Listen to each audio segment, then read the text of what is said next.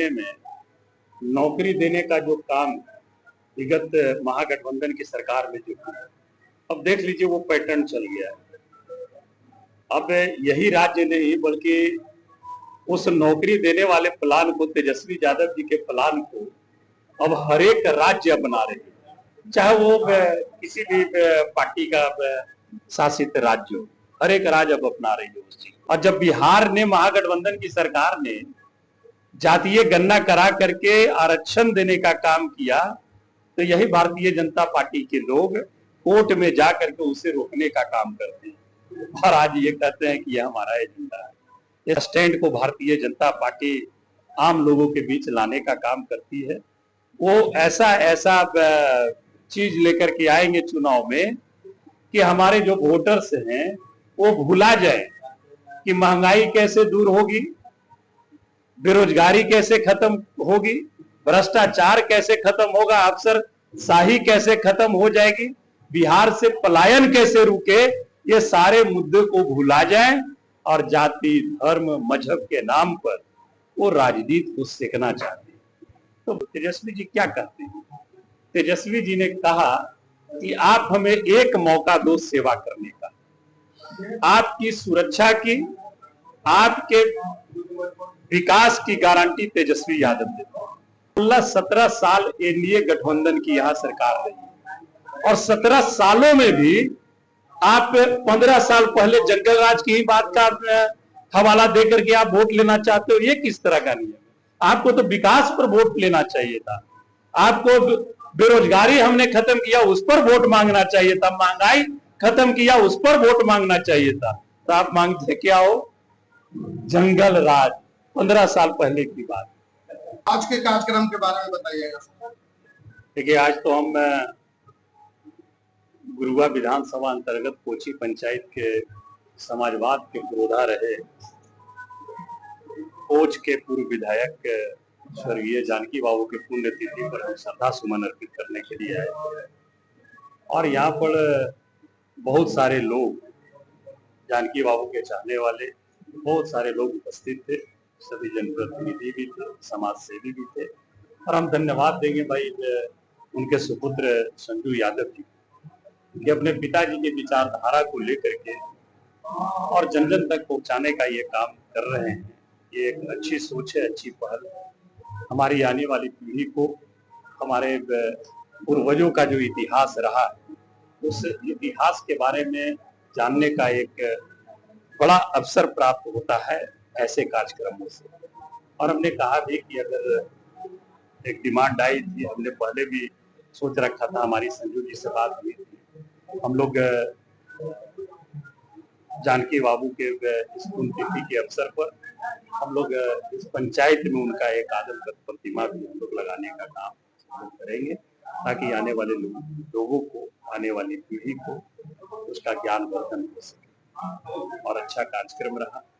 2025 के चुनाव नजदीक में है, तरह तरह के जो है जा रहा, अभी जातीय जनगणना पर भी बोला जा रहा है। जिस समय महागठबंधन की सरकार थी आपका, उस टाइम महागठबंधन की सरकार में जातीय जनगणना करवाया गया था और अभी जो है वो जातीय जनगणना आप लोग का एजेंडा से छीन लिए मोदी जी। इसमें आपको क्या मतलब? देखिए, एजेंडा कोई किसी का छीनता नहीं, हम लोग निश्चित तौर पर यही एक काम नहीं है। 17 महीने में नौकरी देने का जो काम विगत महागठबंधन की सरकार में जो किया, अब देख लीजिए वो पैटर्न चल गया है।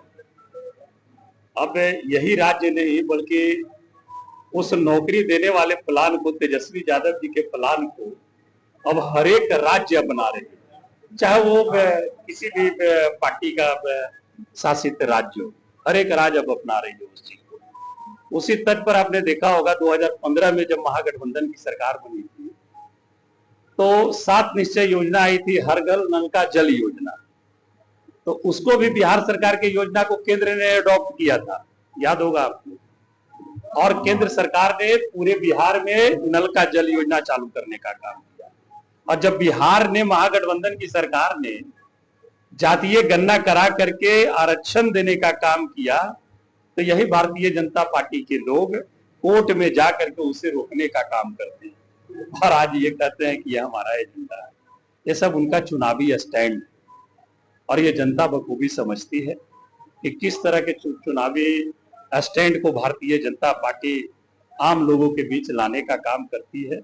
वो ऐसा ऐसा चीज लेकर के आएंगे चुनाव में कि हमारे जो वोटर्स हैं वो भुला जाए कि महंगाई कैसे दूर होगी, बेरोजगारी कैसे खत्म होगी, भ्रष्टाचार कैसे खत्म होगा, अफसरशाही कैसे खत्म हो जाएगी, बिहार से पलायन कैसे रुके, ये सारे मुद्दे को भुला जाएं और जाति धर्म मजहब के नाम पर वो राजनीति को सेकना चाहते हैं।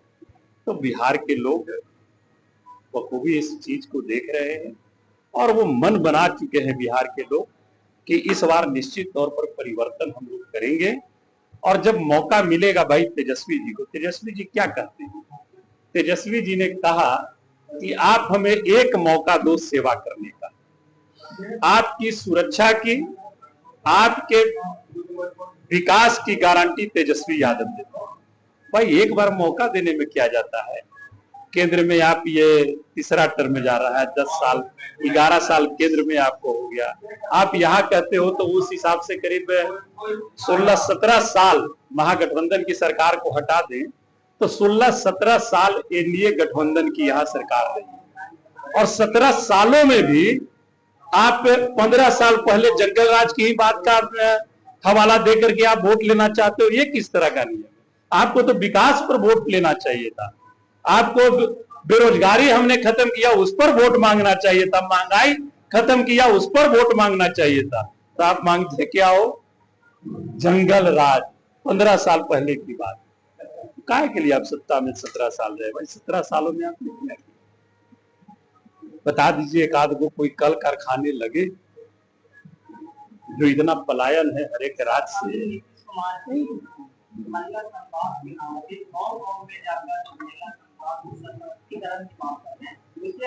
देखिए गांव गांव में चले जाएं अगर माननीय मुख्यमंत्री जी तो मैं उनका स्वागत करूंगा, लेकिन गांव गांव तो नहीं न जा रहे हैं। गांव के लोगों को पदाधिकारियों के द्वारा जो महिला दीदी हमारी ये सेविकाएं हैं उनको डराकर धमकाकर बस भेज करके उनको जिला में ले जाकर के मीटिंग कराते हैं और कहते हैं महिला संवाद है। आप उनका जहां का भी कार्यक्रम देखिएगा प्रति वर्ष वो दौरा करते हैं। यहां भी हम 16 में विधायक बने तो हमारे क्या भी हुआ था, यहां भी दौरा होती है। हर एक साल आते हैं कोई ना कोई वो गांव जाते हैं। जिस गांव में वो जाते हैं वहां तो गली नल्ली जितना है जो सब चकाचक कर देते हैं। और वही बगल के गांव देख लीजिए जहां नहीं गए। हर एक गांव में अगर वो चल जाए तो इससे बड़ा बिहार का सौभाग्य क्या हो सकता है? लेकिन संभव नहीं है ना कि वो हर एक गांव जा सकते हैं। ये वही वेतन देने के लिए वादा कर रहे हैं कि हम हमारी सरकार फिर से बनेगी तो हम 12,000 रुपए वेतन। अभी किन की सरकार है? आप अगर जीविका दीदी के लिए इतना ही आप चिंतित हैं तो आपको तो अभी से लागू कर देना चाहिए। ये तो हम लोग बोल रहे हैं कि हमारी सरकार बनेगी तो मैं ये करूंगा, हमारी सरकार बनेगी तो माई बहन मान योजना में 2500 रुपया लागू करूंगा। झारखंड में हमारी सरकार है, लागू है। हमारी सरकार बनेगी तो हम 1100 यूनिट बिजली हर एक घर को फ्री देंगे। हमारी सरकार बनेगी तो 500 में गैस सिलेंडर पहुंचा के देंगे। हमारी सरकार बनेगी तो निःशक्ता पेंशन, विधवा पेंशन, वृद्धा पेंशन जो 400 है उसको 1500 करेंगे।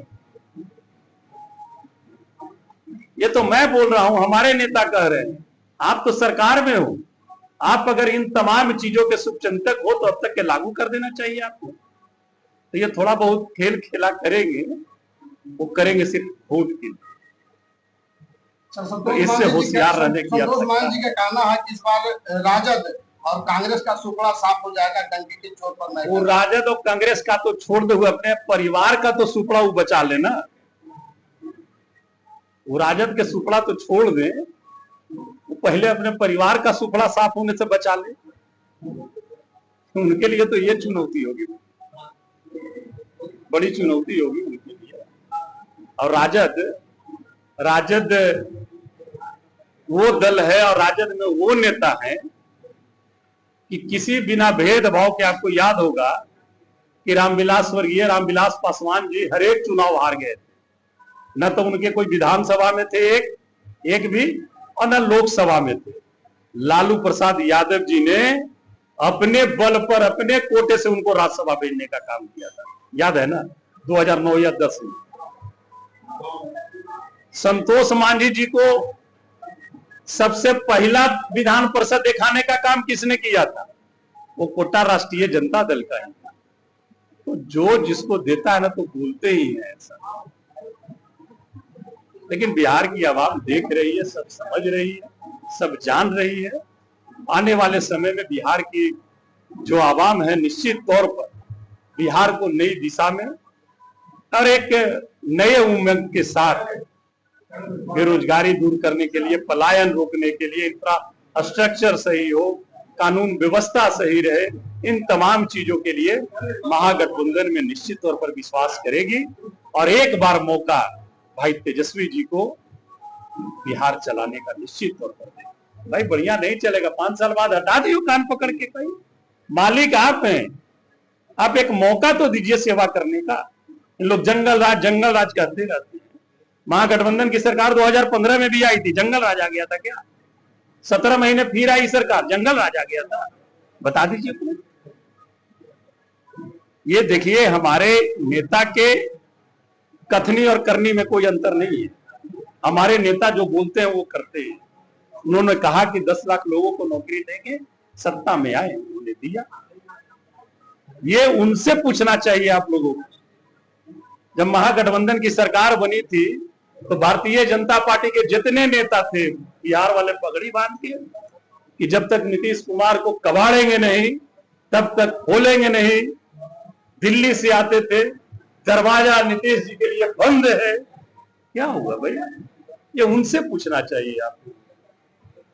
या आप बोलते हो दरवाजा बंद है, अब कभी नहीं होगा, ये नहीं होगा। फिर पुनः जब सत्ता में आ जाते हैं तो वो भाषा फिर माननीय नीतीश बाबू बोलने लगते हैं कि अब कानून नहीं जाएंगे।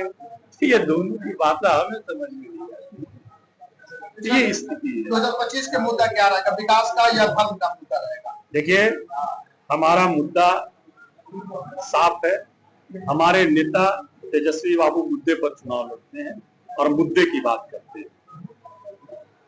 हमारा मुद्दा है कि हम बिहार से बेरोजगारी दूर करेंगे, हम बिहार से पलायन रोकेंगे, हम बिहार में मां बहनों को आर्थिक रूप से सशक्त बनाएंगे, हम वृद्ध विधवा जितने लोग हैं उनको हम आर्थिक सहायता प्रदान करेंगे।